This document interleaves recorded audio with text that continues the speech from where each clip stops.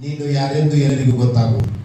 ನೀನು ಗೆಲ್ಲಬೇಕು, ನೀ ಮೇಲೆ ಹೇಳಬೇಕು, ನೀ ಗುರುತಿಸ್ಕೋಬೇಕು, ಪ್ರತಿ ಪಾತ್ರ ಆಗಬೇಕು, ನೀನು ಸಹಾಯ ಮಾಡಬೇಕು, ನೀನು ಪ್ರಾಮಾಣಿಕ ಪ್ರಯತ್ನದೊಳಗಿರಬೇಕು. ಹೌದು ಅನಿಸ್ಕೋಬೇಕು ಅಂದ್ರೆ ನೀನು ಯಾರೆಂತ ಎಲ್ಲರಿಗೂ. ಇದು ಒಂದು ಅವಕಾಶ ಇದೆ, ಇದು ಒಂದು ಅವಕಾಶ. ಈ 3 ದಿವಸದೊಳಗೆ ನೀ ಏನು ತೋರಿಸ್ಕೊಡ್ಬೇಕು, ಚಟುವಟಿಕೆಯಿಂದ ತೋರಿಸ್ಕೊಡ್ಬೇಕು, ಜ್ಞಾನದಿಂದ ತೋರಿಸ್ಕೊಡ್ಬೇಕು, ಬುದ್ಧಿವಂತಿಕೆಯಿಂದ ತೋರಿಸ್ಕೊಡ್ಬೇಕು.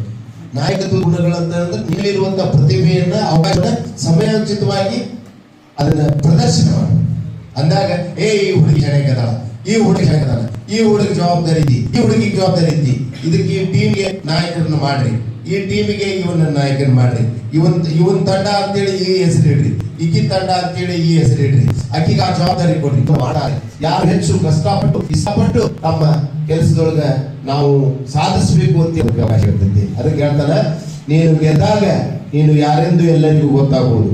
ಈಗ ಇಷ್ಟು ಮಂದಿ ಒಳಗೆ 60 ಮಾತಿನೊಳಗಾಗಿರ್ಬೋದು, ಹಾಡಿನೊಳಗಾಗಿರ್ಬೋದು, ಆಮೇಲೆ ಬೇರೆ ಬೇರೆ ಆಕ್ಟಿವಿಟೀಸ್ ಮಾಡ್ಕೊಂಡು ಬೇರೆ ಬೇರೆ ಬೇರೆ ಬೇರೆ ಬೇರೆ ಚಟುವಟಿಕೆಗಳನ್ನು ಮಾಡ್ತಿರ್ತಾರ.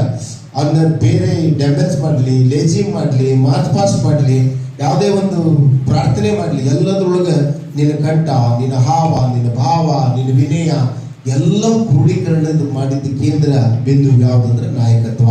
ಅಂತ ನಾಯಕತ್ವ ನಿಮ್ಮಲ್ಲಿ ಐತಿ, ಅದನ್ನ ಪ್ರದರ್ಶನ ಮಾಡೋದಕ್ಕೆ ಅವಕಾಶಗಳಿರುವುದಿಲ್ಲ.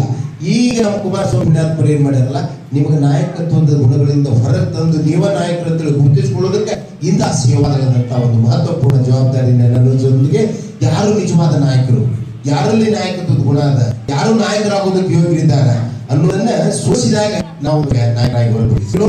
ಇಡೀ ಕ್ಲಾಸ್ ಇರ್ತೈತಿ, ಮಾನಿಟರಿ ಮಾಡ್ತೀವಿ. ಮಾನಿಟರಿ ಮಾಡೋದಿದ್ರ ಅಥವಾ ಸಾರ್ ಈ ಪೂರ್ತಿ ಕ್ಲಾಸ್ ನಿಂದೆ ಜವಾಬ್ದಾರಿ ಕರೆಕ್ಟ್ ಆಗಿ ನಿಧಾನಾಗಿ